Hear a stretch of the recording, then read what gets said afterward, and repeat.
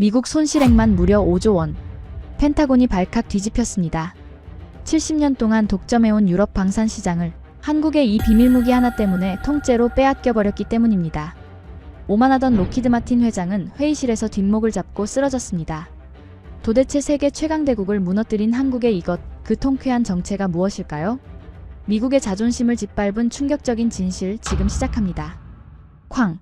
하는 파열음과 함께 마호가니 원목 테이블이 심하게 요동쳤습니다.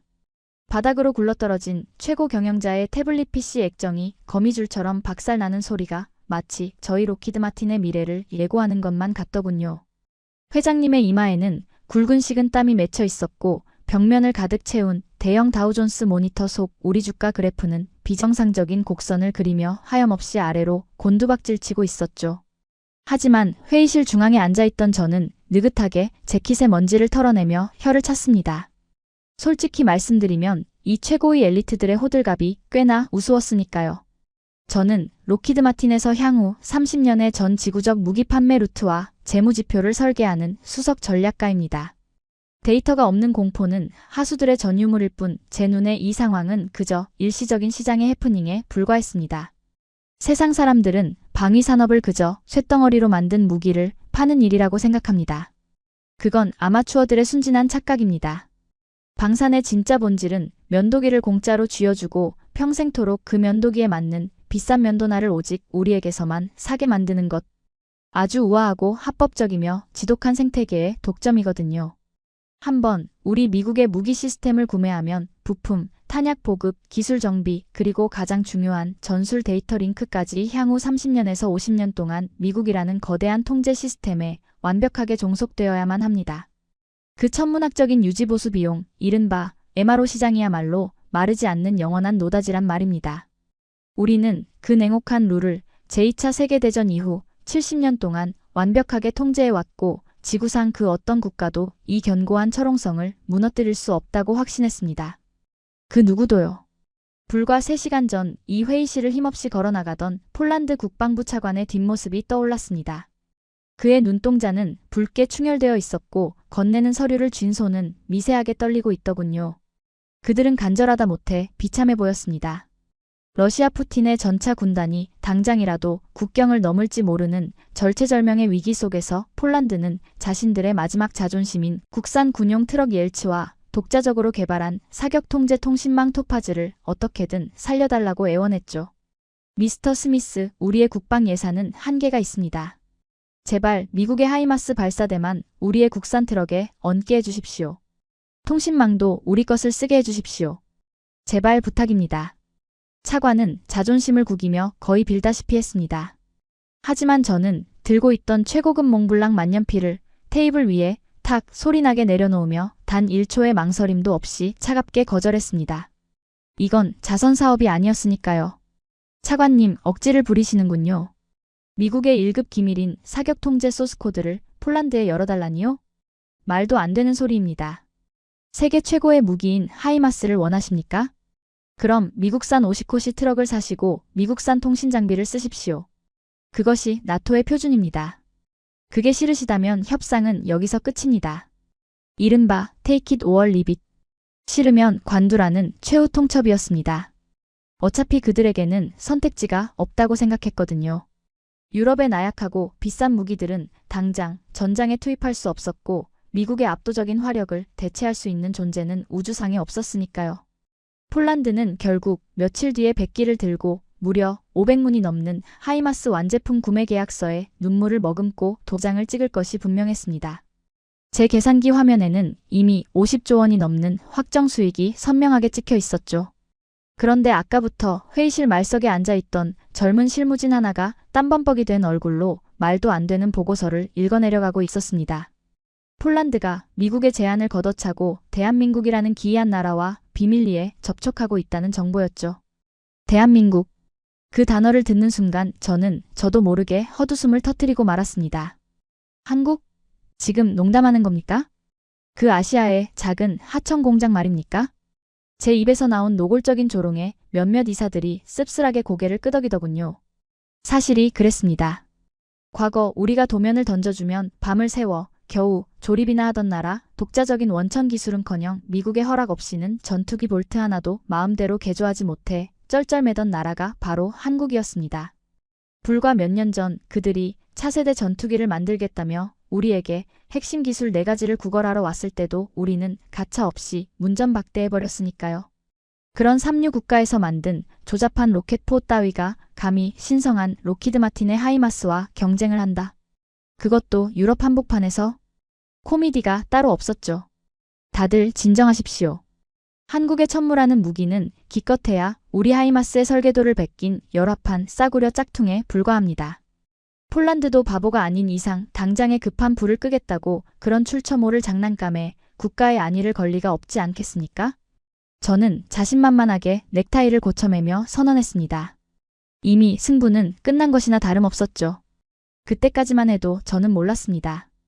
그 싸구려 짝퉁을 만드는 나라가 과거 우리가 주었던 치욕을 어떤 도끼로 갈아 넣었는지 말입니다. 50조 원이 넘는 우리의 돈줄과 70년의 방산 패권이 바로 그 순간 아시아의 변방 국가에 의해 통째로 넘어가고 있었다는 사실을 저는 전혀 알지 못했습니다. 그 오만한 확신에 취해 미소 짓고 있던 바로 그 순간 육중한 회의실의 참나무 문이 부서질 듯 열렸습니다. 부사장님, 큰일 났습니다. 방금 워싱턴 주재 폴란드 대사관에서 긴급 외교 전문이 날아왔습니다. 숨을 헐떡이며 뛰어들어온 수석 보좌관의 얼굴은 백지장처럼 창백하게 질려 있더군요. 그는 카펫에 발이 걸려 넘어질 뻔한 것도 개의치 않고 제 앞에 붉은색 1급 기밀 폴더를 거칠게 내려놓았습니다. 그 소란스러움에 저는 살짝 미간을 찌푸리며 테이블 위에 놓인 에스프레소 잔을 만지작거렸죠. 아무리 급한 일이라도 펜타곤 출신의 엘리트가 이토록 경박하게 행동하는 것은 제 기준에 용납될 수 없는 일이었으니까요. 하지만 폴더를 펼쳐 첫 줄을 읽어내려가는 순간 저도 모르게 쥐고 있던 만년필을 바닥에 떨어뜨리고 말았습니다. 폴란드 국방부 로키드 마틴과의 하이마스 500문 도입 협상을 전면 백지화. 초도 물량의 90%를 축소하고 남은 예산 전액을 대한민국 한화에어 로스페이스의 K239 천무 도입에 투입하기로 최종 서명함. 믿을 수 없는 문장이었습니다. 눈을 비비고 다시 보았지만 글자는 변하지 않았죠. 회의실 안의 공기가 순간적으로 얼어붙었고 오직 대형 모니터의 쿨링팬 돌아가는 소리만이 기괴하게 울려 퍼졌습니다. 500문. 그건 단순한 무기 개수가 아니었습니다. 향후 30년간 우리가 독식할 예정이었던 50조 원 규모의 탄약과 부품, 유지보수 시장 전체가 통째로 날아갔다는 사형 선고였으니까요. 이게 대체 무슨 소리야? 폴란드가 미쳤어? 당장 내일 러시아 탱크가 밀고 들어올지도 모르는 판국에 검증도 안 된 아시아산 장난감에 국가의 운명을 걸겠다고? 누군가의 떨리는 목소리에 보좌관이 말없이 회의실 중앙에 빔 프로젝터를 켰습니다. 화면에는 지난밤 미국 정찰 위성이 폴란드 남부의 스탈로바볼라 군수공장 지대를 촬영한 사진이 띄워지더군요. 해상도를 최대로 끌어올리자 저는 그만 마른 침을 꿀꺽 삼킬 수밖에 없었습니다. 사진 속에는 분명 폴란드가 자랑하는 국산 대형 군용 트럭 옐츠가 도열해 있었습니다. 하지만 그 트럭의 등 위에 얹혀있는 것은 우리가 팔려던 날씬한 하이마스 발사대가 아니었죠. 대신 마치 건담 로봇의 무장처럼 무지막지하게 큰 거대한 쌍열 발사관 2개가 괴물처럼 웅크리고 있었습니다. 바로 한국의 차세대 다연장 로켓 천무였습니다. 세상에 저게 물리적으로 가능합니까? 폴란드 트럭에 한국 발사대를 올렸다고요? 아니, 애초에 규격이 안 맞을 텐데? 한 엔지니어가 비명을 질렀습니다. 그의 말이 맞았죠. 현대의 첨단 무기는 레고 블록이 아닙니다. 차체와 발사대를 결합하려면 전력 공급선부터 수천 개의 데이터 케이블 그리고 유압 시스템까지 1mm의 오차도 없이 맞물려야 하거든요. 이건 마치 사과나무에 배나무 가지를 접붙이는 것보다 수백 배는 더 복잡하고 위험한 공학적 기적이었습니다. 우리가 폴란드에게 너희 트럭은 못 쓴다라고 거절했던 가장 큰 이유도 바로 그 천문학적인 개발 비용과 실패 확률 때문이었으니까요. 하지만 화면 속의 결합은 기이할 정도로 완벽했습니다. 마치 처음부터 한 몸으로 태어난 것처럼 한국의 발사대는 폴란드의 트럭과 한치의 어긋남 없이 밀착되어 있더군요. 등골에 식은땀이 한 줄기 흘러내렸습니다. 그러나 제 머릿속을 강타한 진짜 공포는 외형이 아니라 그 안에 숨겨진 소프트웨어에 있었습니다. 잠깐 하드웨어야 어떻게 억지로 끼워 맞췄다 칩시다. 그런데 사격 통제 장치는요? 폴란드는 자국산 지휘 통신망인 토파즈를 씁니다. 한국 놈들이 거기에 천물을 어떻게 연동시켰단 말입니까? 제 날카로운 질문에 회의실은 찬물을 끼얹은 듯 조용해졌습니다. 맞습니다. 무기의 두뇌인 사격 통제 시스템은 철저한 폐쇄형 보안 코드, 이른바 블랙박스로 묶여 있습니다. 아이폰에 들어가는 핵심 코드를 안드로이드 폰에 그냥 넣는다고 작동할 리가 없지 않습니까? 서로 다른 두 시스템이 대화하게 만들려면 누군가 한쪽은 자신의 가장 깊은 곳에 있는 1급 기밀 소스 코드를 완전히 개방해야만 합니다. 우리는 그것을 절대 열어주지 않았습니다. 우리의 기밀을 내어주는 순간 방산 주도권을 잃어버리게 되니까요. 그런데 한국이 그걸 해냈다는 건 단 한 가지 뜻밖에 없습니다. 한국이 그 미련할 정도로 순진한 아시아의 국가가 폴란드를 위해 자신들의 1급 군사 기밀 코드를 모조리 통째로 열어주었다는 겁니다. 미친 짓이야. 이건 방산시장의 룰을 깨는 짓이라고. 저도 모르게 자리에서 벌떡 일어났습니다. 분노인지 아니면 정체 모를 두려움인지 모를 감정이 혈관을 타고 요동쳤죠. 상식적으로 말이 안 되는 거래였습니다. 기술 유출의 위험을 감수하면서까지 남의 나라 자존심을 세워준다니요? 자선사업도 아니고 그렇게 퍼주면 대체 뭐가 남는다는 말입니까? 회의실은 아수라장이 되었습니다. 누군가는 즉시 백악관에 연락해 폴란드에 경제보복을 가해야 한다고 소리쳤고 누군가는 한국을 WTO의 덤핑으로 제소하자고 날뛰더군요. 하지만 혼란의 소용돌이 속에서 저는 오히려 차갑게 머리가 식는 것을 느꼈습니다. 엘리트의 직감이었죠. 이건 단순한 계약이 아니었습니다. 무언가 우리가 모르는 거대한 속임수가 있을 것이 분명했습니다. 겉보기엔 그럴싸하게 조립해 놓았지만 막상 스위치를 누르면 먹통이 되는 속 빈 강정 보여주기식 쇼윈도 무기일 확률이 높았으니까요. 어차피 무기는 실전에서 단 한 번만 오작동해도 끝장입니다. 다들 조용히 하십시오. 제 낮고 단호한 목소리에 회의실이 쥐 죽은 듯 고요해졌습니다. 저는 바닥에 떨어진 만년필을 주워 먼지를 털어낸 뒤 다시 재킷 안주머니에 꽂아 넣었죠.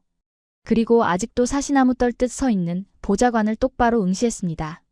다음 주 폴란드 키엘체에서 열리는 국제방산 전시회에 우리 회사 부스가 있지? 내 비행기 티켓을 끊게. 지금 당장. 네. 부사장님께서 직접 가신다고요? 그래. 이 어설픈 삼류 마술쇼의 트릭을 내 두 눈으로 직접 확인해야겠어. 한국이 만든 그 조잡한 짝퉁이 나토의 표준 통신망에서 얼마나 우스꽝스러운 에러를 뿜어내는지 전 세계 언론 앞에서 만천하에 까발려주겠네. 폴란드 놈들이 다시 눈물을 흘리며 내게 무릎 꿇고 기어오게 만들겠어. 그날 밤 저는 뉴욕 JFK 공항에서 바르샤바행 비행기에 올랐습니다.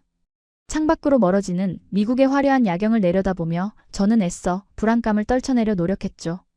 하지만 비행기가 대서양을 건너는 내내 위성사진 속 폴란드 트럭 위에 올라타 있던 그 한국산 괴물의 실루엣이 자꾸만 제 눈앞에 어른거렸습니다. 그것이 제 인생 최악의 치욕을 향해 걸어 들어가는 여정의 시작인 줄도 모른 채 말입니다. 바르샤바 쇼팽 공항에 비행기 바퀴가 닿는 그 진동을 느끼는 순간까지도 제 머릿속은 오직 참교육이라는 단어 하나로 꽉 차 있었습니다. 공항에서 곧바로 리무진을 타고 남쪽으로 3시간을 달려 도착한 곳은 폴란드의 군사도시 키엘체였습니다. 매년 9월이면 이곳에서 유럽 최대의 방산 전시회인 MSPO가 열리는데 사실 지난 10년간 이 전시회의 진정한 주인공은 언제나 우리 미국이었습니다. 제가 전시장에 들어설 때마다 폴란드 국방부 장관이 레드카펫 끝까지 마중을 나오고 취재진들의 플래시 세례가 마치 할리우드 스타를 대하듯 쏟아지곤 했으니까요. 하지만 이번에는 공기가 달랐습니다. 전시장 입구에 들어선 저는 본능적으로 걸음을 멈추고 주위를 둘러보았습니다. 저를 마중 나온 고위 관료는 단 한 명도 없었고 대신 저 멀리 전시장 중앙홀에서 마치 록 콘서트장 같은 거대한 환호성과 박수 소리가 터져 나오고 있었기 때문입니다. 그 소리의 진원지는 미국 로키드 마틴의 부스가 아니라 역대 가장 넓은 면적을 차지하고 있는 대한민국 특별관이더군요. 저는 불쾌함을 애써 억누르며 군중을 헤치고 그곳으로 다가갔습니다. 그리고 중앙무대 위에 위풍당당하게 전시되어 있는 그 괴물 폴란드형 천무인 호마르케이를 두 눈으로 직접 마주하게 되었습니다. 솔직히 고백할 건데 저는 그 순간 마른 침을 삼킬 수밖에 없었습니다. 제 예상과 달라도 너무 달랐으니까요. 저는 폴란드산 트럭 위에 한국산 발사대를 올린 그 기괴한 혼종이 조잡한 용접 자국과 어지럽게 널브러진 케이블들로 덮여 있을 것이라 확신했습니다. 규격이 다른 두 나라의 금속을 억지로 이어붙이면 필연적으로 균열이 생길 수밖에 없기 때문입니다. 그런데 눈앞의 현실은 제 오만함을 비웃는 듯 했습니다. 폭 2.5m, 길이 11m의 거대한 폴란드 옐츠 트럭과 한국의 발사대는 마치 원래 한 몸이었던 것처럼 완벽한 유선형의 실루엣을 자랑하고 있었습니다. 유압 실린더의 접합부는 항공우주 등급의 초정밀 가공으로 마감되어 있었고 그 흔한 윤활유 한 방울 새어나온 흔적조차 찾을 수 없더군요. 마치 외계인이 밤새 빚어놓은 조각상 같았습니다. 겉모습만 번지르르하게 꾸며놨군. 중요한 건 속 알맹이야. 저는 애써 불안감을 털어내며 속으로 비아냥거렸습니다. 겉은 어떻게든 맞췄다 쳐도 미국의 복잡한 통신 시스템에 길들여진 폴란드의 사격 통제망이 저 낯선 아시아의 하드웨어와 제대로 대화할 리가 없었으니까요. 오류가 터지는 건 시간 문제일 뿐이었습니다. 저는 마치 결함품을 잡아내러 온 감사관처럼 거드름을 피우며 부스 한 구석에 서 있는 한국 측 관계자에게 다가갔습니다. 명찰에는 한화에어로스페이스 수석연구원이라는 직함이 적혀 있더군요. 아마추어 동양인 엔지니어 하나쯤은 제 화려한 영어와 전문 용어로 단숨에 묵사발을 낼 수 있다고 생각했습니다. 실례합니다, 미스터 킴. 로키드 마틴의 수석 전략가입니다. 한 가지 기술적인 질문을 해도 되겠습니까? 당신들이 폴란드에 이식했다는 그 소프트웨어 말입니다. 나토 표준 보안 체계를 단 하나라도 우회했다면 그건 명백한 국제법 위반이라는 걸 알고는 계시겠죠?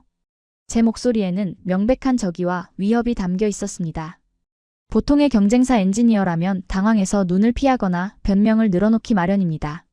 그런데 이 한국인 연구원의 반응은 기이할 정도로 차분했습니다. 그는 흥분해서 핏대를 세우고 있는 저와 달리 마치 한가로운 카페에서 오랜 친구를 만난 듯 부드러운 미소를 띠며 제게 차가운 생수 한 병을 건네더군요. 먼 길 오시느라 고생 많으셨습니다.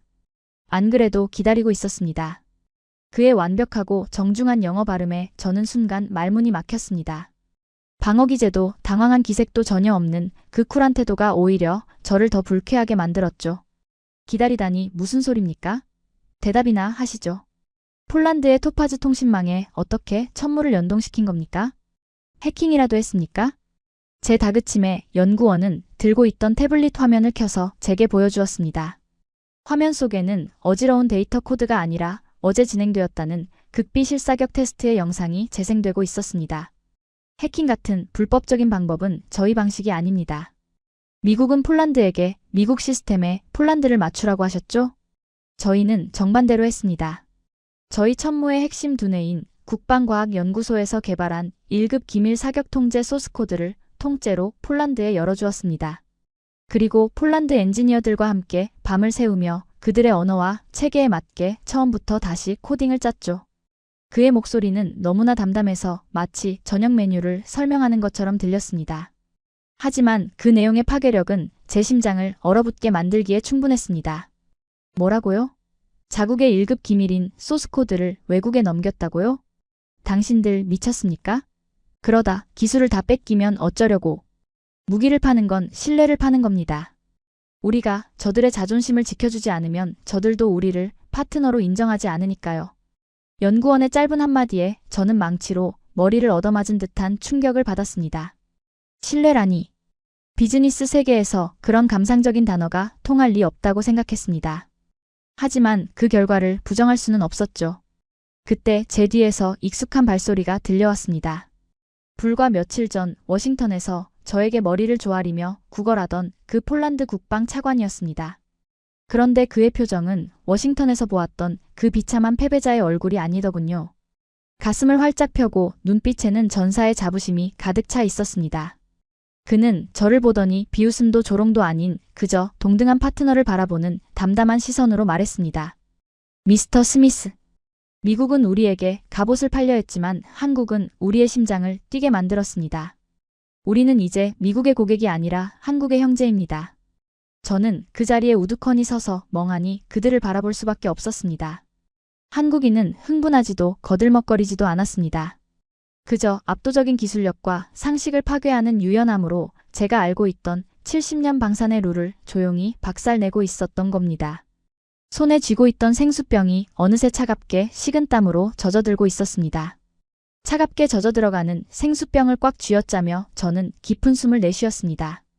눈앞에서 폴란드 국방차관과 한국의 수석연구원이 짓고 있던 그 여유로운 미소를 당장이라도 찢어발기고 싶었죠. 말장난은 끝내시죠, 미스터 킴. 제 목소리는 낮게 갈라져 나왔습니다. 신뢰니 형제니 하는 감상적인 단어로 이 자리를 모면하려 하지 마십시오. 무기는 철저한 물리 법칙과 데이터의 세계입니다. 당신들이 소스코드를 내줬다 한들 그 급조된 소프트웨어가 실전에서 100% 구동될 리가 없습니다.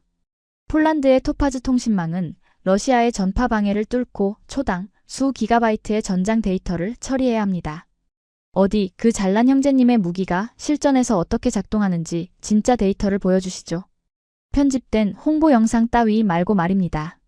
그것은 제 마지막 자존심이자 수십 년간 록히드 마틴에서 잔뼈가 굵은 전문가로서 던지는 최후의 승부수였습니다. 어떤 첨단 무기라도 이종 간의 결합에는 반드시 치명적인 지연이나 오류가 발생하기 마련이니까요. 저는 그단 0.1초의 데이터 지연을 찾아내어 이 아시아산 잡종 무기가 유럽 방어의 구멍이 될 것이라며 전 세계 언론 앞에서 조롱할 작정이었습니다. 한국인 연구원은 제 도발에도 눈썹 하나 까딱하지 않더군요. 오히려 그는 기다렸다는 듯 태블릿 화면을 끄고 저를 향해 정중하게 손을 뻗어 길을 안내했습니다. 직접 보시는 게 빠르겠군요. 마침 방금 막 폴란드 중부토른 포병훈련장에서 나토 참관단이 지켜보는 가운데 실시된 최종 실사격 통제 데이터가 들어왔습니다.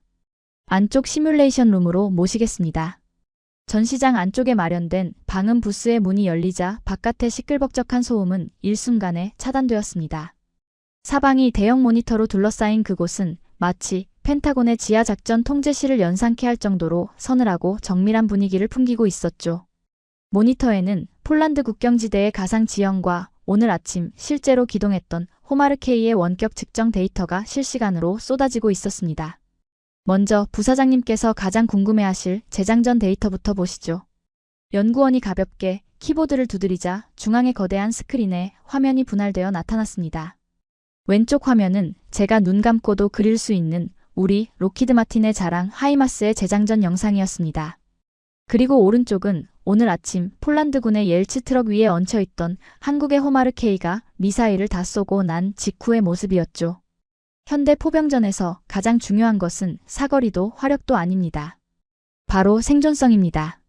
우크라이나 전장에서 증명되었듯 로켓을 발사하는 순간 적군의 대포병 레이더에 위치가 발각됩니다. 쏘고 나서 5분 안에 그 자리를 벗어나지 못하면 적의 보복 포탄에 맞아 가루가 되는 것이 현대전의 냉혹한 룰이었죠. 왼쪽 화면의 미군 병사들은 숨을 헐떡이며 하이마스의 유견장 발사관의 로켓을 한 발 한 발 크레인으로 밀어넣고 있었습니다. 숙련된 미군조차 로켓 6발을 모두 쏘고 재장전하는 데 걸리는 시간은 최소 15분. 그 15분은 사실상 적의 타겟이 되어 죽음을 기다리는 공포의 시간이었습니다. 저는 무의식적으로 고개를 끄덕였습니다. 저건 어쩔 수 없는 물리적 한계라고 생각했거든요. 그런데 오른쪽 화면 한국 무기의 재장전 과정을 보는 순간 제 눈을 의심했습니다. 폴란드 병사들은 로켓을 한 발씩 집어넣지 않았습니다. 호마르케이의 거대한 크레인이 작동하더니 비어있는 발사관 전체를 마치 프린터의 잉크 카트리지를 교체하듯 통째로 들어 올려버리는 게 아닙니까? 딸깍! 무겁고 둔탁한 금속음과 함께 6발의 로켓이 한꺼번에 들어있는 팟 형태의 탄창이 발사대 안으로 그대로 미끄러져 들어갔습니다. 양쪽에 각각 6발씩 총 12발의 거대한 로켓이 완벽하게 결합되는 데 걸린 시간은 단 160초. 15분 대 160초. 이건. 저희 천무 시스템은 탄창식 일체형 카트리지를 채택하고 있습니다. 쏘고 카트리지 통째로 갈아 끼우고 3분 안에 이탈합니다. 적의 포탄이 떨어질 때쯤이면 우리 트럭은 이미 5km 밖에서 커피를 마시고 있다는 뜻이죠. 연구원의 설명은 비수가 되어 제 폐부를 찔렀습니다. 160초라니. 이건 미친 속도였습니다. 전쟁터에서 15분과 3분의 차이는 단순한 시간의 격차가 아니라 병사들의 생사가 갈리는 절대적인 영역이었습니다. 미국의 압도적인 하이마스가 졸지에 거북이처럼 둔해 보이는 마법 같은 순간이었죠. 저는 애써 침을 삼키며 부정하려 했습니다. 재장전 속도가 좀 빠르다고 전쟁을 이깁니까? 중요한 건 화력입니다. 하이마스는 단 한 발로 다리를 끊어버리는 정밀 유도 무기입니다. 저런 무식한 양치기 무기와는 차원이. 화력 말씀이십니까? 화면을 보시죠.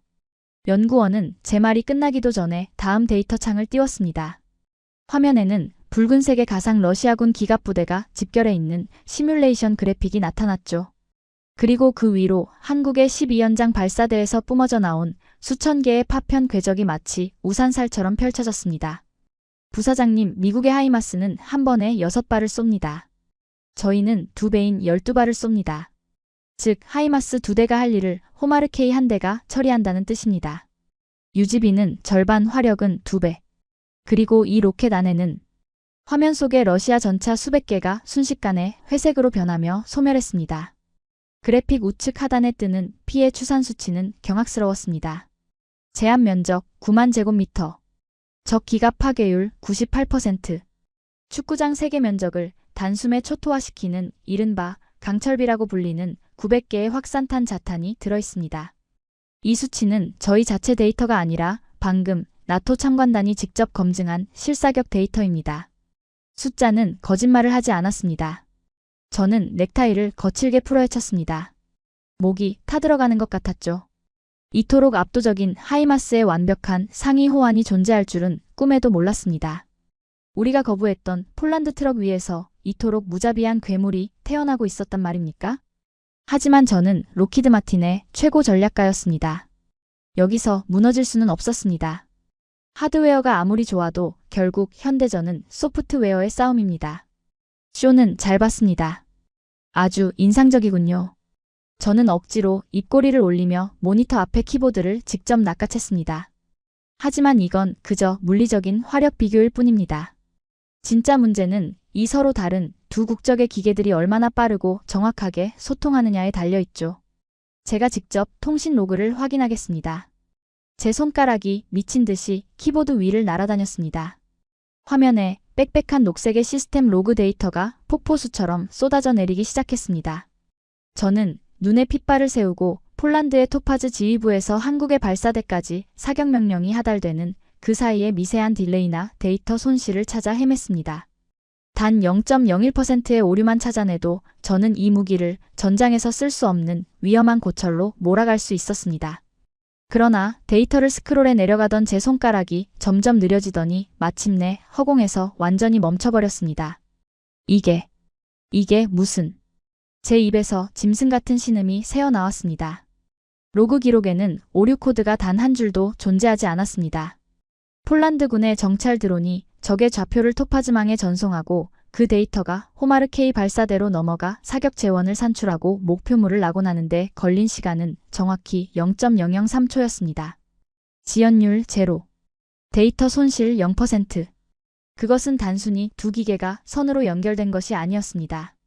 한국의 1급 기밀 사격 통제 소스 코드의 가장 깊은 뿌리가 폴란드의 언어인 토파즈와 완전히 뒤섞여 하나의 거대한 뇌처럼 작동하고 있었던 것입니다. 말도 안 돼. 어떻게 이런 짓을. 이건 자살 행위입니다. 제가 비명을 질렀습니다. 자국의 최고 핵심 기술을 어떻게 통째로 열어줍니까? 소스 코드를 다 보여주면 당신들 무기의 약점까지 폴란드가 다 알게 되는 것 아닙니까? 이런 바보 같은 비상식적인 짓을 대체 왜 한 겁니까? 이건 제 평생의 상식으로는 도저히 이해할 수 없는 영역이었습니다. 기술은 감추고 독점해야만 돈이 되는 것입니다. 우리가 하이마스를 팔면서 결코 코드를 열어주지 않았던 것도 그 때문이었죠. 그런데 한국은 자신들의 심장을 폴란드에게 그냥 내주었습니다. 연구원은 제 절규에도 여전히 고요한 바다처럼 미동조차 하지 않았습니다. 그는 화면의 로그 기록을 끄고 대신 또 다른 문서를 화면에 띄웠습니다. 그것은 지식재산권 공유 및 공동개발협정서라는 제목의 한화와 폴란드 PGG 그룹 간의 비밀협약서 사본이었습니다. 부사장님, 미국은 완제품을 파는 것을 수출이라 부르시죠. 하지만 저희 한국은 이것을 동맹의 시작이라고 부릅니다. 그의 목소리가 통제실 안에 무겁게 울려 퍼졌습니다. 우리는 폴란드가 단순한 하청업체가 되길 원치 않았습니다. 그들은 수세기 동안 외세의 침략에 맞서 피를 흘려온 긍지 높은 나라입니다. 자신의 손으로 만든 트럭, 자신의 손으로 만든 통신망으로 조국을 지키고 싶다는 그들의 자존심. 우리는 그 간절함을 누구보다 잘 알고 있습니다. 왜냐하면 과거의 대한민국도 똑같았으니까요. 순간 저는 머리를 망치로 얻어맞은 듯한 기분에 휩싸였습니다. 과거. 그렇습니다. 수십 년 전 미국의 낡은 탱크와 대포를 구걸하듯 받았으며 기술 하나 배우기 위해 밤낮으로 미국 엔지니어들의 눈치를 보던 나라. 전투기의 핵심 레이더 기술 이전을 거부당하고 눈물을 삼키며 돌아서야 했던 나라. 그 서러움과 한의 역사가 지금 이 거대한 유연성을 만들어낸 것입니다. 갑질을 당해본 자만이 파트너를 어떻게 대해야 하는지 정확히 알 수 있었던 것이죠. 폴란드는 이제 우리의 기술을 복제하는 것이 아니라 우리와 함께 새로운 나토 표준을 만들어 나가는 공동 개발자입니다. 소스코드를 열어줌으로써 우리는 기술을 잃은 게 아니라 유럽이라는 거대한 형제를 얻은 것입니다. 연구원의 말끝에 통제실 한쪽 벽면을 가득 채운 대형 스크린에 또 다른 실시간 영상이 떠올랐습니다. 전시장 밖 폴란드군 사열대 앞의 모습이었습니다. 폴란드의 국방부 장관과 수십 명의 장성들이 호마르케이 발사대 앞에 도열해 있었습니다. 그들의 눈에는 눈물이 고여 있었습니다. 자신들의 국산 트럭이 당당히 미국의 무기를 대체하고 최전선에 서게 되었다는 그 벅찬 감동을 주체하지 못하고 있는 모습이었습니다. 저는 그제야 제가 무엇을 놓쳤는지 뼈저리게 깨달았습니다. 우리는 돈을 쥐고 흔들며 그들의 지갑을 열려 했지만 한국은 그들의 심장을 열었던 것입니다. 미국의 블랙박스 정책, 그 오만한 갑질은 폴란드의 마지막 자존심을 건드렸고 그것이 바로 록히드 마틴이라는 거대한 제국의 목을 찌르는 치명적인 자충수가 되었던 것이죠. 모니터 속 데이터 그래프들이 춤을 추고 있었습니다. 그 선들은 단순한 무기 테스트 결과를 넘어서 동유럽 전역으로 한국 무기가 바이러스처럼 퍼져나갈 미래를 완벽하게 증명하고 있었습니다. 저는 더 이상 반박할 수 없었습니다. 완벽한 논리, 완벽한 증거, 그리고 상대를 완전히 압도하는 그 정신적인 성숙함 앞에서 저는 철저하게 무너져 내리고 있었습니다. 셔츠가 식은땀으로 흥건히 젖었습니다. 다리가 후들거려 도저히 서 있을 수가 없더군요. 저는 결국 방음 부스 안의 의자에 주저앉고 말았습니다. 머릿속에는 오직 하나의 생각만이 미친 듯이 맴돌고 있었습니다. 망했다. 우리가 저 괴물들을 키워버렸다. 수십조 원. 아니, 어쩌면 100조 원이 넘을지도 모르는 유럽 방산 시장의 지배권이 지금 제 눈앞에서 한국의 소나기로 완전히 넘어가고 있었습니다. 록히드 마틴의 수석 전략가로서 저는 이 파국을 막을 그 어떤 방법도 그 어떤 카드도 남아있지 않음을 깨달았습니다. 유리창 너머로 보이는 한국인 연구원의 차분한 미소가 마치 제국의 장례식을 주관하는 저승사자의 얼굴처럼 서늘하게 느껴졌습니다. 미국의 70년 패권이 키엘체의 작은 방음 부스 안에서 소리 없이 하지만 완벽하게 산산조각 나고 있었습니다. 제 눈앞이 아득해졌습니다.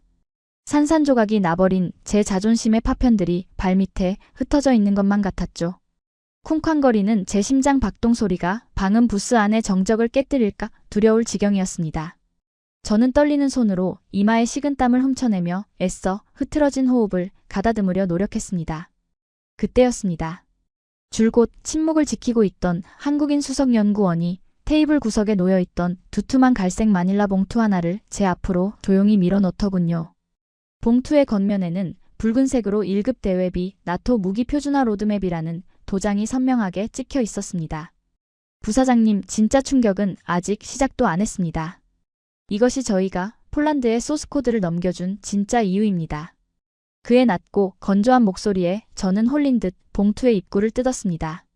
그리고 그 안에 담긴 수백 페이지의 문건 중 가장 첫 장에 있는 거대한 유럽 지도 하나를 펼쳐들었죠. 그것을 본 순간 저도 모르게 의자에서 반쯤 튀어오르며 헛바람을 들이켰습니다. 제 평생 방위산업에 몸담으며 보았던 그 어떤 기밀 문서보다도 소름 끼치는 그야말로 가장 깊고 치명적인 비밀이 그 한 장의 종이 위에 적나라하게 그려져 있었기 때문입니다. 지도 위에는 폴란드를 중심으로 뻗어나가는 수십 개의 붉은색 보급선이 혈관처럼 이어져 있었습니다. 그 선들의 끝에는 루마니아, 에스토니아, 핀란드, 노르웨이, 심지어 영국의 국기까지 박혀 있었죠. 그리고 그 모든 선들의 출발점은 다름 아닌 오늘 아침 한국의 괴물 천무가 조립된 폴란드의 군수 공장들이었습니다. 이 도표의 의미가 대체 뭡니까? 설마. 맞습니다. 한국은 단순히 폴란드에 무기를 판 게 아닙니다. 폴란드를 유럽 전역에 K방산 무기를 공급하는 허브로 만들어버린 겁니다. 연구원의 설명은 제 마지막 이성의 끈마저 무참히 끊어놓았습니다. 보통의 상식이라면 원천 기술을 가진 한국이 유럽 각국에 직접 무기를 수출하는 것이 맞습니다. 그래야 이득을 독식할 수 있으니까요. 그런데 한국은 그 천문학적인 이득을 폴란드와 나누기로 한 것입니다. 폴란드 공장에서 한국산 부품을 조립해 완성품을 만들고 그것을 폴란드에 이름표를 붙여 인접한 나토 국가들에게 수출할 수 있는 재판매 권한까지 완벽하게 허락해버린 것이죠. 이것은 상업적 거래가 아니라 유럽 대륙 전체의 국방 생태계를 통째로 갈아치우는 거대한 전략적 알박기였습니다. 세상에. 루마니아 국방부도 이미 한국산 K9 자주포 54문을 구매하기로 계약했단 말입니까? 에스토니아도? 저는 떨리는 목소리로 문서의 다음 장을 넘겼습니다. 눈앞의 활자들이 기괴하게 춤을 추는 것만 같았죠.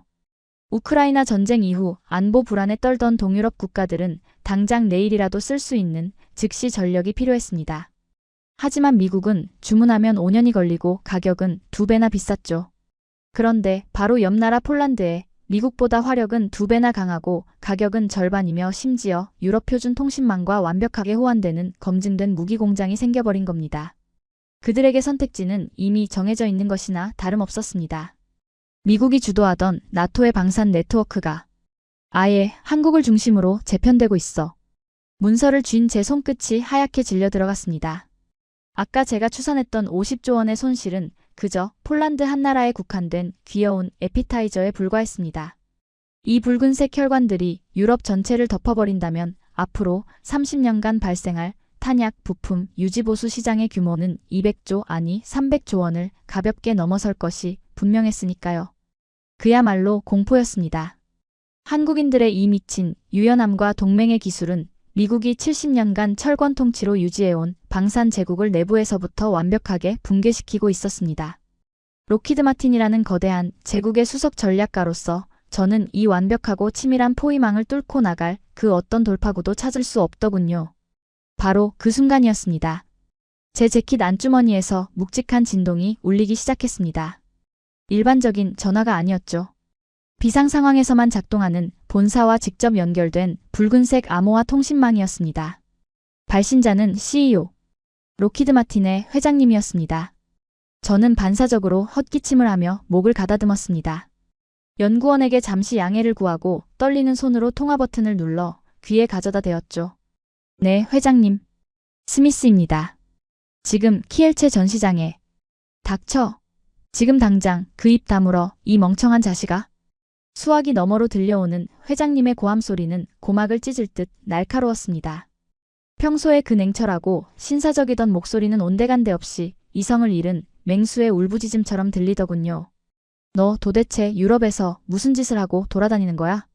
방금 월스트리트 저널에 폴란드, 미국의 하이마스 거부하고 한국의 천무 전면 도입이라는 속보가 떴어. 개장 5분 만에 우리 회사 주가가 15%나 폭락했다고.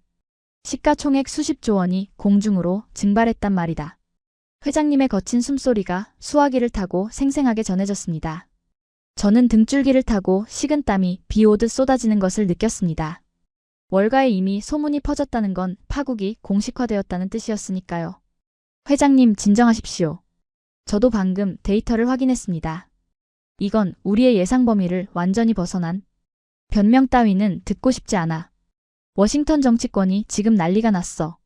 국방부 장관이 직접 전화를 걸어와서 방산 패권을 아시아에 넘겨준 책임자를 내놓으라며 길길이 날뛰고 있단 말이야. 이 사회는 이미 누군가의 목을 칠 준비를 하고 있어. 네가 될지 내가 될지 말이야. 회장님의 말에 제 심장이 쿵 하고 내려앉았습니다. 거대한 위기의 그림자가 저를 덮쳐오고 있었죠. 회사는 이 천문학적인 손실을 설명할 희생양, 즉 토사구팽할 대상을 찾고 있는 것이 분명했습니다. 그리고 그 타겟은 가장 최전선에 있는 바로 저였습니다.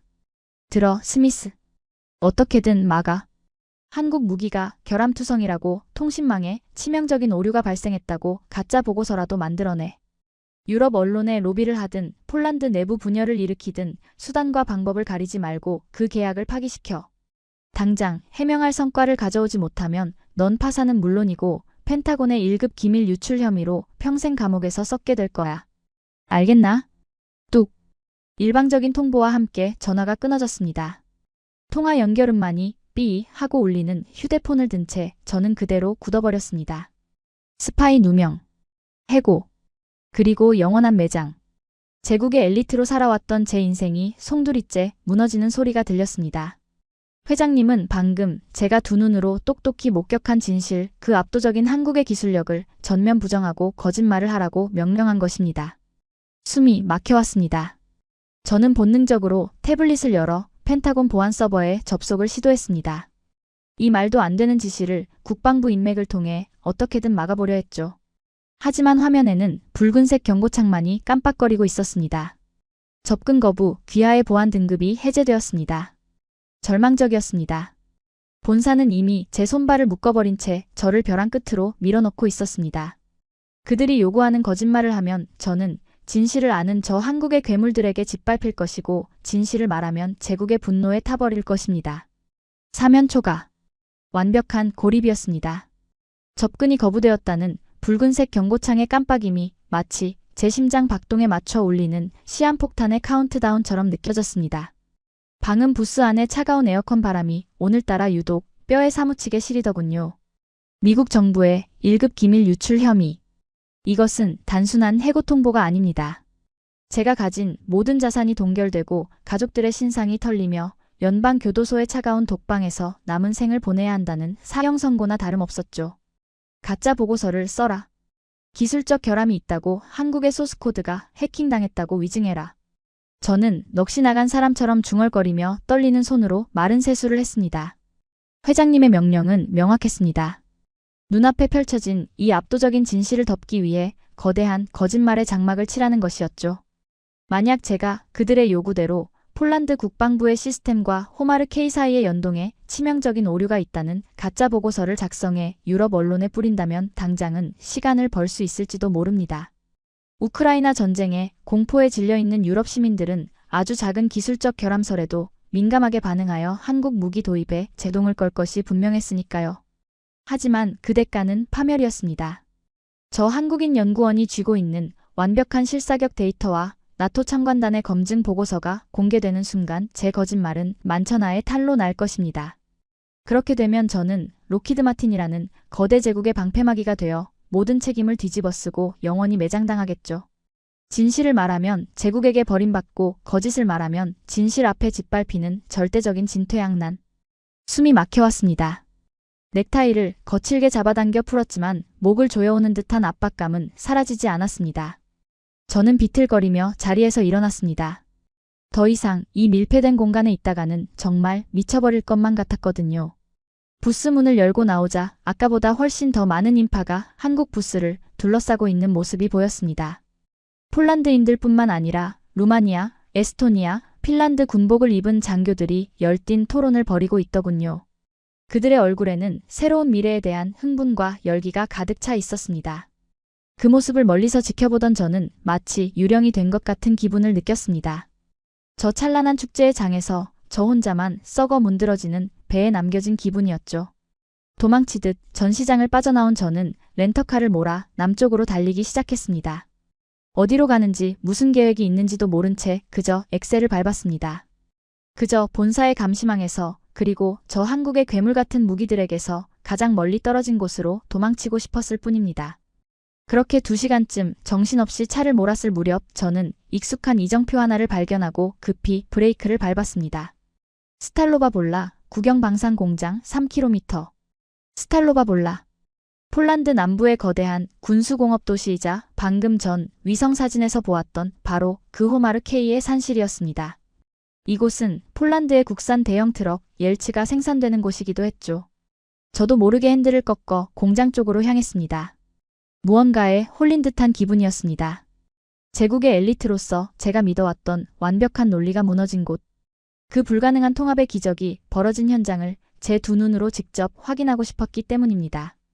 경비 초소를 지나 거대한 제1조립동 안으로 들어선 순간 저는 코를 찌르는 매캐한 용접 가스 냄새와 쇳가루 냄새에 저도 모르게 인상을 찌푸렸습니다. 미국 로키드 마틴의 멸균된 공장과는 완전히 다른 거칠고 투박한 현장의 냄새였죠. 수십 미터 높이의 거대한 크레인이 굉음을 내며 움직이고 있었고 곳곳에서 불꽃이 튀어오르고 있었습니다. 그런데 공장 안의 풍경이 무언가 이상했습니다.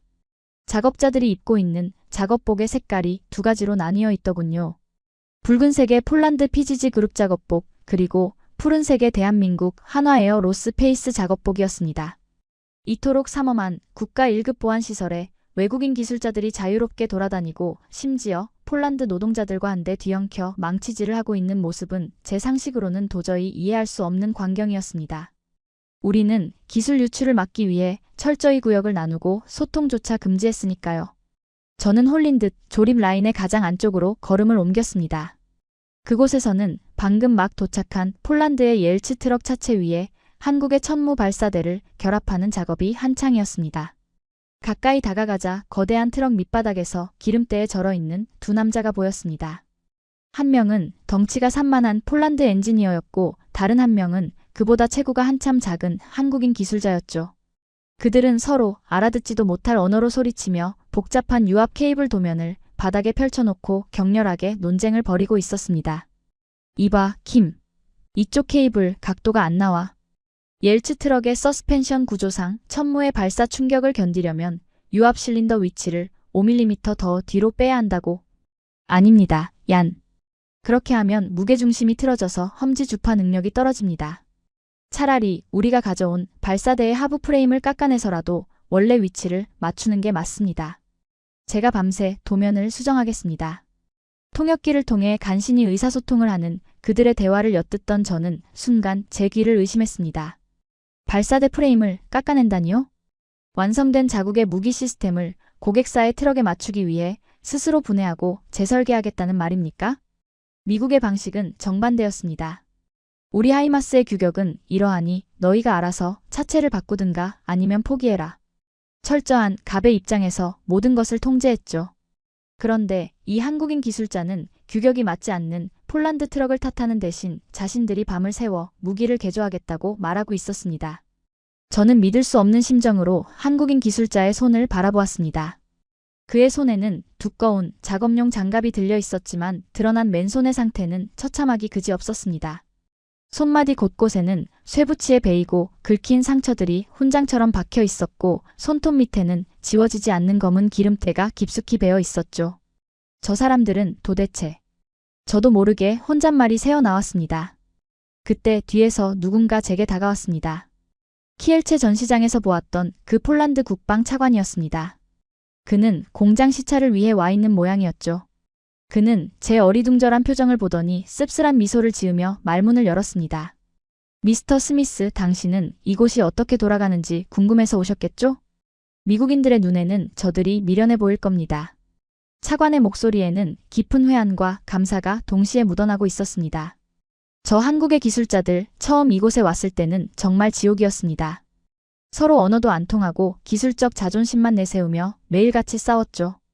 미국이었다면 당장 계약을 파기하고 철수했을 겁니다. 그는 잠시 숨을 고르더니 트럭 밑에서 땀을 뻘뻘 흘리고 있는 한국인을 가리켰습니다. 그런데 어느 날 폭우가 쏟아져 공장 지붕에서 비가 샜던 적이 있습니다. 조립 중이던 사격 통제 콘솔에 빗물이 떨어질 위기였죠. 그때 저 한국인 김이 어떻게 했는지 아십니까? 자신의 작업복을 벗어 콘솔을 덮고는 밤새워 빗물을 온몸으로 막아냈습니다. 자기가 가져온 기술, 자기가 만든 무기에 대한 지독한 책임감이었죠. 저는 아무 말도 할 수 없었습니다. 목이 콱 막혀오는 듯한 느낌이 들었거든요. 그날 이후로 모든 게 변했습니다. 한국인들은 퇴근을 하지 않더군요. 호텔로 돌아가지 않고 공장 구석에 야전 침대를 깔고 밤새워 폴란드의 기술을 공부했습니다. 우리의 낡은 통신망 코드를 한 줄 한 줄 해석하고 자신들의 최신 소스 코드와 융합시키기 위해 수만 번의 시뮬레이션을 돌렸습니다. 그들은 우리의 기술을 무시하지 않았습니다. 오히려 그것을 존중하고 살려내기 위해 자신들의 뼈를 깎았죠. 차관의 시선이 공장 한쪽에 걸려있는 대형 현수막으로 향했습니다. 그곳에는 삐뚤빼뚤한 폴란드어와 한국어로 이렇게 적혀 있었습니다. 함께 흘린 땀은 적의 포탄보다 강하다. 우리는 저들을 통해 진짜 동맹이 무엇인지 배웠습니다. 돈으로 무기를 사는 게 아닙니다. 피와 땀으로 서로의 생명을 지키는 신뢰를 만드는 것이죠. 당신네 미국인들이 샴페인을 마시며 골프를 칠 때 한국인들은 이곳에서 우리와 함께 코피를 흘리며 역사를 새로 썼습니다. 망치로 뒤통수를 세게 얻어맞은 듯한 충격이었습니다. 저는 펜타곤의 에어컨 바람 아래서 깔끔한 엑셀 시트의 숫자로만 세상을 통제해왔습니다. 하청업체, 기술자들의 노력 따위는 인건비라는 항목에 들어가는 비용에 불과했죠. 하지만 눈앞의 저 한국인들은 달랐습니다. 그들은 컴퓨터 모니터 앞에 확률 게임이 아니라 손에 피멍이 들고 기름때를 뒤집었으며 인간의 집요함으로 불가능한 확률을 100%로 만들어내고 있었습니다. 과연 저라면 저렇게 할 수 있었을까요? 제 마음속 깊은 곳에서 태어나 처음으로 저 자신을 향한 본질적인 의문이 솟구쳐 올랐습니다. 솔직히 자신 없더군요. 1급 기밀의 소스코드를 열어주는 미친 짓, 남의 나라 트럭의 규격을 맞추기 위해 자신의 뼈대를 깎아내는 유연함. 그리고 무엇보다 파트너를 위해 온몸으로 비를 막아내는 저 미련할 정도의 진정성. 이것은 록히드 마틴이라는 거대 제국이 가진 수백조 원의 자본으로도 절대 만들어낼 수 없는 대한민국이라는 나라만이 가진 특유의 도끼이자 진심이었습니다. 과거 미국의 갑질에 눈물 흘리며 밤을 새워 기술을 갈고 닦았던 그들의 한이 이제는 지구 반대편의 약소국을 돕는 따뜻하고 압도적인 힘으로 진화한 것이죠. 저는 그 자리에 굳어버린 채 한참 동안 움직일 수 없었습니다. 손에 들고 있던 펜타곤의 위협적인 경고 메시지가 더 이상 두렵지 않았습니다. 오히려 제가 수십 년간 신봉해왔던 미국식 방산 패권의 오만함이 저들의 피와 땀 앞에서 얼마나 얄팍하고 추악한 것이었는지를 뼈저리게 실감하고 있었으니까요. 내가 완전히 틀렸구나. 무의식 중에 터져나온 그 한마디가 공장의 소음 속으로 흩어졌습니다. 눈시울이 뜨거워졌습니다. 그것은 50조 원을 잃어버렸다는 억울함의 눈물이 아니었습니다. 평생을 오만하게 살아왔던 제국주의자의 마지막 자존심이 진짜 사람의 가치를 마주하며 무너져 내리는 참회의 눈물이었습니다. 위기에서 벗어날 가짜 보고서를 쓰라는 본사의 협박. 하지만 지금 이 순간 제 눈앞에서 펼쳐지는 이 압도적인 인간 승리의 드라마를 도저히 거짓으로 덮을 자신이 없어졌습니다. 한국은 무기를 판 것이 아닙니다. 폴란드의 심장을, 유럽의 신뢰를, 그리고 오만했던 저의 영혼마저 송두리째 사로잡아 버린 것입니다. 벼랑 끝에 몰린 저에게 아이러니하게도 마지막 남은 양심이 꿈틀거리기 시작했습니다. 그 시끄러운 공장의 굉음 속에서도 제 귓가에는 오직 제 무너진 심장 박동 소리만이 선명하게 울려 퍼지고 있었습니다. 평생을 오만하게 살아왔던 제국주의자의 마지막 자존심이 진짜 사람의 가치를 마주하며 무너져 내리는 참회의 눈물. 그 뜨거운 액체가 뺨을 타고 흘러내리자 마치 눈에 씌워져 있던 두꺼운 안대가 벗겨진 것처럼 세상이 전혀 다르게 보이기 시작했습니다. 공장을 빠져나와 키엘체의 호텔방으로 돌아오는 길 내내 저는 운전대를 잡은 손을 벌벌 떨어야만 했습니다. 그것은 단순히 본사의 보복에 대한 공포 때문이 아니었습니다.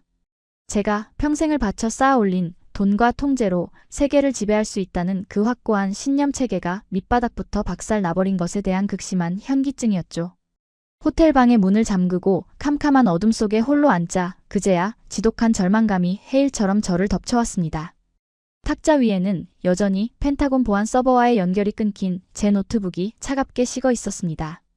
화면에는 본사에서 보내온 메일 한 통이 깜빡거리고 있었는데 제목은 긴급 폴란드 한국 무기 결함 조사 보고서 초안이더군요. 클릭 한 번. 이 가짜 보고서에 제 서명을 넣고 전송 버튼만 누르면 저는 살아남을 수 있었습니다. 회사는 저를 위기에서 구출해 줄 것이고 저는 다시 록히드 마틴의 45층 회의실로 돌아가 최고급 샴페인을 마시며 여생을 즐길 수 있겠죠. 한국의 무기는 치명적인 결함품으로 매도될 것이고 유럽의 방산 시장은 다시 미국의 통제 아래로 들어올 것입니다. 하지만 그게 무슨 의미가 있지? 캄캄한 방 안에서 제 목소리가 유령처럼 메아리쳤습니다. 과거의 저였다면 단 1초의 망설임도 없이 서명했을 겁니다. 진실 따위는 중요하지 않았으니까요. 승자의 기록만이 역사에 남는 법이고 우리는 언제나 승자였으니까요. 하지만 지금의 저는 달랐습니다. 폴란드 공장 바닥에서 기름때를 뒤집어 쓰고 있던 그 한국인 엔지니어의 눈빛. 우리는 함께 피를 흘리는 형제라며 눈물을 글썽이던 폴란드 국방 차관의 얼굴. 그리고 0.003초 만에 목표물을 낙온해버리던 그 경이로운 무결점의 데이터. 그 압도적인 진실을 두 눈으로 똑똑히 목격해버린 이상 저는 더 이상 과거의 저로 돌아갈 수 없게 되어버린 겁니다. 나는 우물 안 개구리였어. 저도 모르게 쓴웃음이 터져나왔습니다. 세계 최고의 엘리트라 자부했지만 실상은 거대한 우물 안에서 하늘이 돈으로만 덮여 있다고 믿었던 불쌍한 개구리였습니다. 미국이라는 거대한 제국의 그림자에 숨어 진짜 세상이 어떻게 변하고 있는지, 사람의 마음을 움직이는 힘이 무엇인지 전혀 보지 못했던 것이죠. 문득 지난 수십 년간 미국 방위산업이 걸어왔던 그 오만한 발자취들이 주마등처럼 스쳐 지나갔습니다. 우리는 늘 갑이었습니다. 기술이 없는 나라들을 상대로 마치 시혜를 베풀듯 구식 무기를 던져주며 비싼 유지보수 비용을 뜯어냈죠. 그러면서도 핵심 기술은 절대 넘겨주지 않았습니다. 그들이 영원히 우리 발밑에 머물기를 바랬기 때문입니다. 대한민국도 그중 하나였습니다. 기억이 납니다. 수십 년 전 한국이 자신들의 손으로 자주포를 만들어 보겠다고 했을 때 펜타곤의 수뇌부들은 배를 잡고 웃었습니다. 너희 기술로는 어림도 없다. 그냥 우리가 쓰던 M109 자주포나 개량해서 써라. 라며 기술 이전을 거부했죠. 그때 한국은 포기하는 대신 밤을 새워 국방과학연구소에 불을 밝혔습니다. 그리고 기어코 K9 자주포라는 괴물을 만들어냈죠. 지금 어떻게 되었습니까?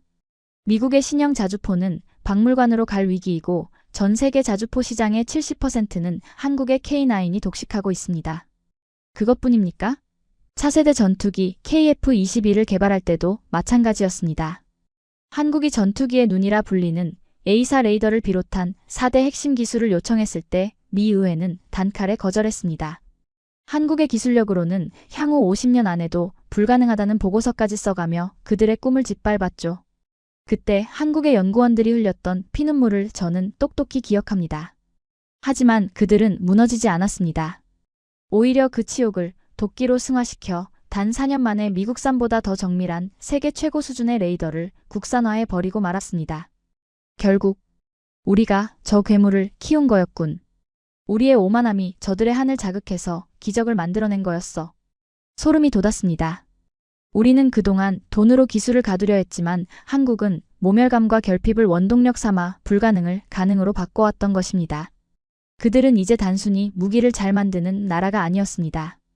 자신들이 겪었던 그 서러움을 알기에 약소국의 입장을 가장 잘 이해하고 그들의 눈높이에서 손을 내밀 줄 아는 진짜 동맹국으로 진화해버린 것입니다. 그것이 바로 미국이 15분 걸리던 재장전 시스템을 한국은 160초짜리 탄창식으로 만들어낸 이유였습니다. 병사 한 명의 목숨을 미국보다 더 귀하게 여겼으니까요. 그것이 바로 1급 기밀 소스 코드를 폴란드에 미련 없이 내어준 이유였습니다. 혼자 독점하는 것보다 함께 나누며 성장하는 것이 진짜 힘이라는 것을 뼈저리게 알았으니까요. 호텔방 창밖으로 키엘체의 차가운 빗방울이 떨어지기 시작했습니다. 저는 자리에서 천천히 일어났습니다. 절망의 끝바닥, 그 영혼의 어두운 밤을 지나자 오히려 머릿속이 차갑고 투명해지는 것을 느낄 수 있었습니다. 내가 지금 이 가짜 보고서에 서명한다면? 당장은 내 자리를 보전하겠지만 이것은 역사의 수레바퀴를 거꾸로 돌리는 짓입니다. 진실은 결코 가려지지 않을 것이고 미국은 곧 한국이 만들어낸 거대한 동맹의 파도에 휩쓸려 완전히 침몰하고 말 것입니다. 암을 치료하려면 아프더라도 환부를 도려내고 현실을 인정해야 하는 법입니다. 미국은 졌다. 그리고 그 패배를 인정하는 것에서부터 다시 시작해야 한다. 제 목소리에 힘이 실리기 시작했습니다. 저는 더 이상 회사의 꼭두각시가 아니었습니다. 70년의 낡은 관성에 젖어 다가오는 미래를 부정하는 저 늙은 제국주의자들에게 지금 세상이 어떻게 바뀌고 있는지 경종을 울려야 할 의무가 생겨난 것이죠. 저는 탁자 위에 놓인 위스키를 단숨에 들이켰습니다.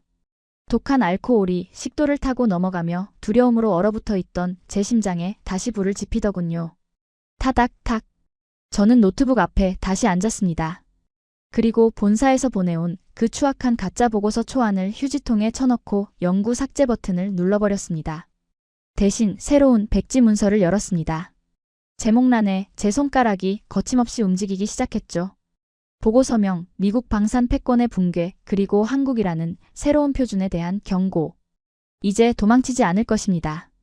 폴란드 공장에서 보았던 그 한국인 엔지니어처럼 저 또한 제 직업과 양심을 걸고 정면으로 부딪히기로 결심했으니까요. 저는 오늘 밤 이 호텔 방에서 제가 보고 들은 모든 진실과 데이터를 1mm의 오차도 없이 기록할 것입니다. 하이마스를 압도하는 천무의 화력, 50조 원이 넘는 MRO 시장의 상실, 유럽 전역으로 뻗어나가는 K방산의 허브 전략, 그리고 무엇보다 폴란드의 심장을 움직인 한국의 그 압도적인 진심까지 모조리 말입니다. 워싱턴의 본사 이사들은 이 보고서를 보면 거품을 물고 쓰러질 것입니다. 저를 미친놈이라 욕하며 파면하려 들겠죠. 하지만 상관없습니다. 한국인들이 저에게 가르쳐준 것은 첨단 무기의 재원만이 아니었습니다. 스스로 옳다고 믿는 길을 가기 위해 기존의 질서와 타협하지 않고 끝까지 밀어붙이는 그 지독한 용기였으니까요. 기다려라, 워싱턴. 당신들이 믿고 있던 그 알량한 세상이 얼마나 처참하게 무너졌는지 내일 아침 두 눈으로 똑똑히 보여주마. 창밖의 빗소리가 점점 거세지고 있었습니다. 하지만 호텔방 안을 채우는 제타자 소리는 그 비바람을 뚫고 나갈 만큼 날카롭고 단단하게 울려 퍼지고 있었습니다. 그것은 한때 세상을 지배했던 오만한 엘리트의 유서이자 새로운 시대를 여는 대한민국을 향한 경외의 찬가였습니다. 이제 결전의 시간만이 남았습니다. 거세게 창문을 때리던 키엘체의 빗소리가 잦아들 무렵 밤을 하얗게 지새운 제 손가락이 마침내 엔터키를 힘차게 내리쳤습니다. 화면 하단에 파일 암호화 전송 완료라는 메시지가 뜨는 것을 확인한 순간 저는 노트북을 덮고 깊은 숨을 내쉬었습니다. 주사위는 던져졌습니다. 더 이상 돌아갈 곳도 후회할 시간도 없었죠. 그로부터 12시간 뒤, 저는 뉴욕을 거쳐 워싱턴 로키드 마틴 본사 45층의 긴급 이사회장, 아니 사실상의 전시청문회장 중앙에 서 있었습니다. 어제까지 제게 호들갑을 떨던 임원들은 모두 얼음처럼 차가운 시선으로 저를 내려다보고 있더군요. 테이블 상석에는 로키드 마틴의 CEO뿐만 아니라 어깨에 별 4개를 단 펜타곤의 육군 참모총장, 그리고 상원국방위원회 의원들까지 무거운 표정으로 배석해 있었습니다. 유럽 방산 시장의 붕괴 위기 앞에 미국의 권력자들이 총출동한 겁니다. 스미스 부사장. CEO의 목소리는 뱀처럼 차갑고 미끄러웠습니다. 자네가 어제 보내온 한국 무기 결함 조사 보고서 잘 읽었네. 폴란드 토파즈 통신망과 한국의 천무 사이에 치명적인 데이터 충돌이 발생하여 타겟 유도가 불가능하다는 내용이더군. 아주 훌륭해. 그는 흡족한 미소를 지으며 제게 마이크를 밀어주었습니다. 자, 이제 저 뒤에 있는 블룸버그와 CNN 기자들, 그리고 참모총장님 앞에서 그 내용을 브리핑하게. 자네의 입에서 공식적인 발표가 나오는 순간 주식시장의 불안감은 꺼질 것이고 저 아시아의 짝퉁 무기들은 곧장 폐기 처분될 것이야. 어서. 청문회장 뒤쪽에는 수십 대의 카메라가 저를 향해 번뜩이고 있었습니다. 이것이 그들이 짠 완벽한 각본이었습니다. 제게 영웅의 탈을 씌워 거짓을 말하게 하고 뒤탈이 생기면 저 혼자 나락으로 떨어뜨릴 비열한 함정. 하지만 그들은 몰랐습니다. 어젯밤 제가 본사 서버가 아닌 제 개인 보안 클라우드에, 그리고 워싱턴 포스트 탐사 보도팀의 암호화된 메일함에 무엇을 전송했는지 말입니다. 회장님, 그리고 참모총장님. 저는 마이크를 가까이 당기며 주머니에서 작은 USB 하나를 꺼내 노트북에 꽂았습니다. 제가 보고드린 문서는 사실 제가 지난밤 구글 번역기를 돌려 급조한 쓰레기입니다. 장내에 일순간 무거운 침묵이 내려앉았습니다. CEO의 미간이 일그러졌죠. 저는 곧바로 엔터키를 눌러 제가 밤새워 작성한 진짜 데이터를 대형 스크린에 띄웠습니다. 붉은색과 푸른색의 그래픽이 화면을 가득 채웠습니다. 진짜 데이터는 여기 있습니다. 폴란드 토룬 훈련장에서 실시된 호마르케이의 실사격 텔레메트리 기록입니다. 보시다시피 폴란드 통신망과 한국의 발사대 간의 데이터 지연율은 0.003초, 데이터 손실률은 0%입니다. 심지어 러시아군의 강력한 재밍 시뮬레이션에서도 방어율 100%를 기록했습니다. 스미스, 지금 무슨 헛소리를 하는 거야? CEO가 테이블을 쾅 내리치며 벌떡 일어났습니다. 누가 그딴 조작된 데이터를 믿을 것 같나? 시스템 구조 자체가 다른데 어떻게 결함이 없을 수가 있어? 보안 요원. 당장 스크린 꺼버려. 조작이 아닙니다, 회장님. 저는 한치도 물러서지 않고 CEO의 눈을 똑바로 응시했습니다. 이 데이터의 서명한 주체는 한국이 아닙니다. 바로 우리 미국이 주도하는 나토 무기 표준화 참관단입니다. 그들이 직접 검증하고 합격 도장을 찍은 공식 문서란 말입니다. 장내에서 웅성거리는 소리가 터져나왔습니다.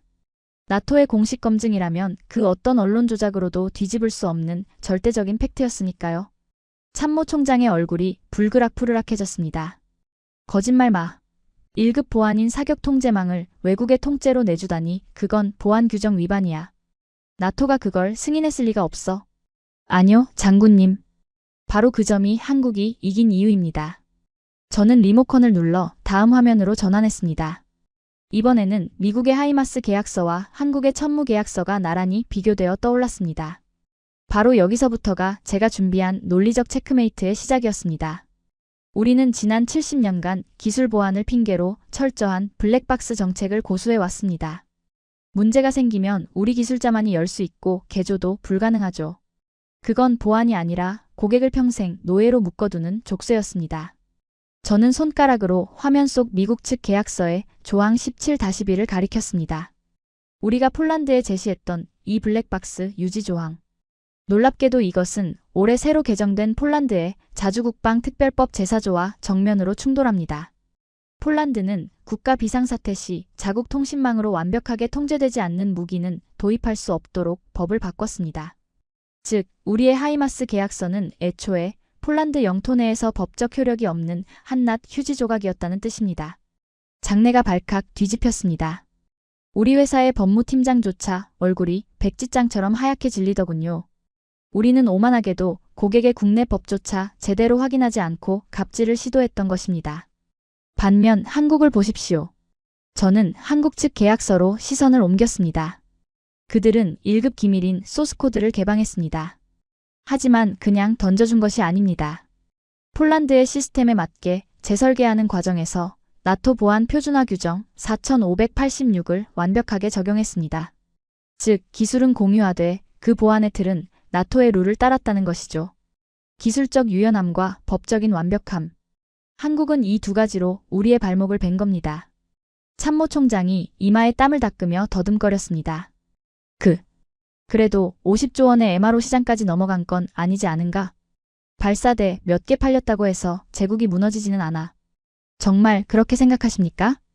저는 비릿한 웃음을 지으며 최후의 화면을 띄웠습니다. 지도 위의 붉은 선들이 유럽 전역으로 뻗어나가는 키엘체에서 보았던 바로 그 소름 끼치는 한국의 허브 전략 지도였습니다. 그리고 그 지도 위에는 오늘 아침 발효된 따끈따끈한 서류가 겹쳐져 있었습니다. 오늘 오전 7시 루마니아와 에스토니아 국방부가 미국 국방부로 발송한 계약 파기 통보서 사본입니다. CEO의 눈이 튀어나올 듯 커졌습니다. 무슨 소리야? 에스토니아는 우리와 하이마스 도입 양해각서를 체결했잖아. 양해각서는 구속력이 없습니다, 회장님. 그들은 우리의 하이마스를 버리고 폴란드에서 조립되는 한국의 호마르 K와 K9 자주포를 불가역적 본계약으로 확정했습니다. 사유는 명확합니다. 미국보다 배송은 3년이 빠르고 화력은 2배이며 무엇보다 유지보수를 폴란드 국경만 넘어가면 받을 수 있으니까요. 저는 숨 쉴 틈도 주지 않고 팩트를 쏟아부었습니다. 미국에서 부품 하나 실어오려면 대서양을 건너야 합니다. 한국은 폴란드에 공장을 지어버렸습니다. 부품 조달 기간 미국 3개월대 한국 24시간. 이것이 게임의 끝입니다. 한국은 단순히 무기를 판 것이 아니라 유럽 대륙에 자신들의 멀티기지를 건설한 것입니다. 이제 우리는 유럽에서 단 한 푼의 유지보수 비용도 벌 수 없습니다. 50조 원이 아니라 향후 30년간 발생할 300조 원의 시장이 오늘부로 완벽하게 그리고 법적으로 증발했습니다. 끄흥. CEO가 심장을 부여잡고 털썩 주저앉았습니다. 그의 얼굴은 죽은 사람처럼 잿빛으로 변해 있었죠. 수십조 원의 주식이 허공으로 날아가고 70년 제국의 철옹성이 아시아의 작은 나라가 파고든 논리적 빈틈에 의해 산산조각 나는 순간이었습니다. 뒤쪽의 기자들은 미친 듯이 타자기를 두드리고 있었습니다. 내일 아침 워싱턴 포스트 일면에는 제가 밤새워 쓴 진짜 보고서의 내용과 함께 록히드 마틴의 이 처참한 패배가 전 세계로 타전될 것입니다. 참모총장은 망연자실한 표정으로 허공을 응시하고 있었습니다. 그들의 눈에는 이제 분노도 오만함도 남아있지 않았습니다. 오직 자신들이 그토록 무시했던 대한민국이라는 거대한 괴물 앞에서 느끼는 순수한 공포와 허탈감만이 감돌고 있을 뿐이었죠. 저는 천천히 넥타이를 풀었습니다. 제국의 족쇄 같았던 그 답답한 실크 조각을 테이블 위에 툭 던져버렸죠. 그리고 안주머니에서 미리 준비해둔 흰 봉투를 꺼내 CEO의 코앞에 내려놓았습니다. 제 사직서입니다. 당신들의 오만한 파티는 끝났습니다. 저는 뒤도 돌아보지 않고 청문회장의 육중한 문을 열고 걸어 나왔습니다. 등 뒤에서 경비원들이 달려오거나 누군가 소리치는 소리는 들리지 않았습니다. 이미 그들은 한국이 던진 완벽한 체스판의 체크메이트 앞에 숨조차 제대로 쉴 수 없는 상태였으니까요. 45층 빌딩 로비 밖으로 나오자 워싱턴의 눈부신 아침 햇살이 제 얼굴을 비추었습니다. 수십 년 만에 처음 느껴보는 홀가분함이었습니다. 저는 거리 한복판에 서서 크게 심호흡을 했습니다. 가슴속에 맺혀있던 응어리가 단숨에 씻겨 내려가는 듯한 해방감이 저를 감쌌죠. 내가 믿었던 세상은 무너졌습니다. 하지만 두렵지 않았습니다.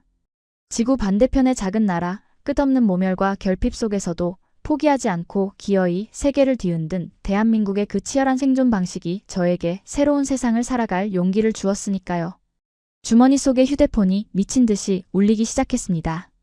아마도 전 세계의 헤드헌터들과 언론사들이 이 세기의 내부 고발자를 찾기 위해 아우성을 치는 것이겠죠. 하지만 저는 서두르지 않았습니다.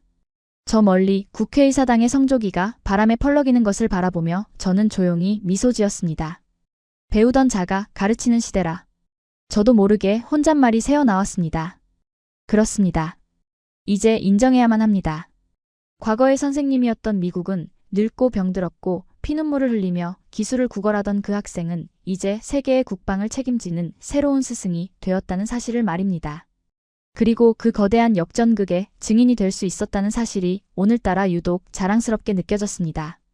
대한민국 당신들의 완벽한 승리입니다.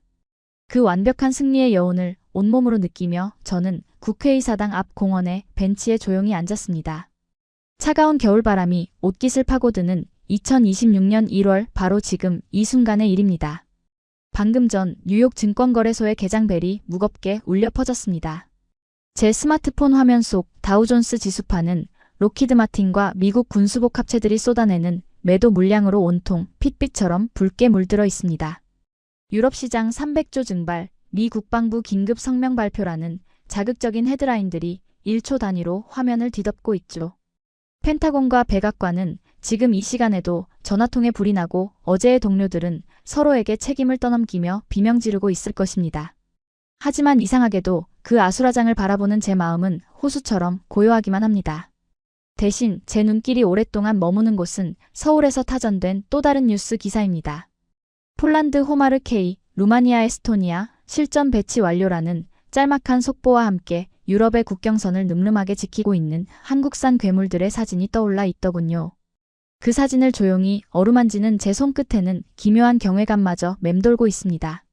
우리는 지난 70년간 최첨단 무기를 팔면서 거만한 통제자 노릇을 했습니다.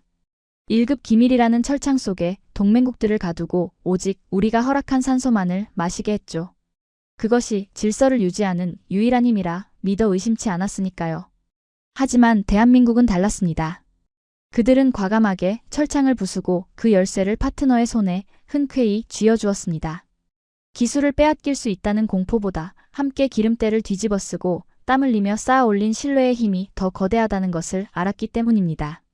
수십 년 전 미국의 낡은 탱크와 도면을 받아들고 모멸감에 눈물을 삼키던 그 가난한 나라가 이제는 그 누구도 흉내낼 수 없는 포용의 기술과 압도적인 진심으로 전 세계의 안보를 구원하고 있는 것입니다. 참으로 뼈아픈 패배이자 동시에 제 평생 가장 아름다운 가르침이었습니다. 우리는 천문학적인 돈을 잃었지만 세상은 동맹의 마음을 어떻게 움직여야 하는지 그 진짜 정답을 배웠습니다. 이제 저는 세계 최고의 방산 전문가도 오만한 제국의 수석 전략가도 아닙니다. 그저 오늘 아침 평범한 한 명의 시민으로 돌아와 지구 반대편에 있는 새로운 스승 대한민국을 향해 고개 숙여 깊은 존경을 표할 뿐입니다. 지금 워싱턴의 아침 하늘은 눈이 시리도록 푸르릅니다. 거리에는 여전히 바쁘게 출근하는 사람들의 발소리가 가득하지만 저는 압니다. 제가 발을 딛고 서 있는 이 세계의 질서는 방금 이 순간을 기점으로 완벽하게 그리고 영원히 바뀌었다는 사실을 말입니다. 오늘 이야기 어떠셨습니까? 미국의 오만한 갑질에 맞서 1급 기밀 개방이라는 전무후무한 신의 한 수로 유럽 방산 시장 300조 원을 집어삼킨 대한민국의 통쾌한 역전극이었습니다. 가진 자의 여유가 아닌 뼈저린 결핍에서 피어난 한국인 특유의 도끼와 유연함. 그것이 어떻게 오만한 제국의 70년 패권을 단숨에 무너뜨리고 세계의 새로운 표준이 되었는지 가슴 벅찬 감동을 느끼셨을 거라 확신합니다. 여러분은 오늘 이야기의 가장 통쾌했던 장면이 무엇이었나요?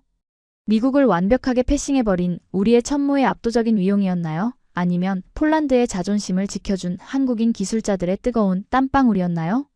주변의 소중한 분들에게 이 자랑스러운 대한민국의 이야기를 널리 공유해 주십시오. 한국인이라는 사실이 자랑스러워지는 하루가 될 것입니다.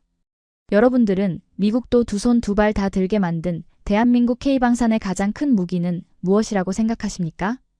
여러분의 날카로운 생각과 응원의 메시지를 댓글로 남겨주시면 다음 영상 제작에 큰 힘이 됩니다. 지금까지 감동띵동이었습니다.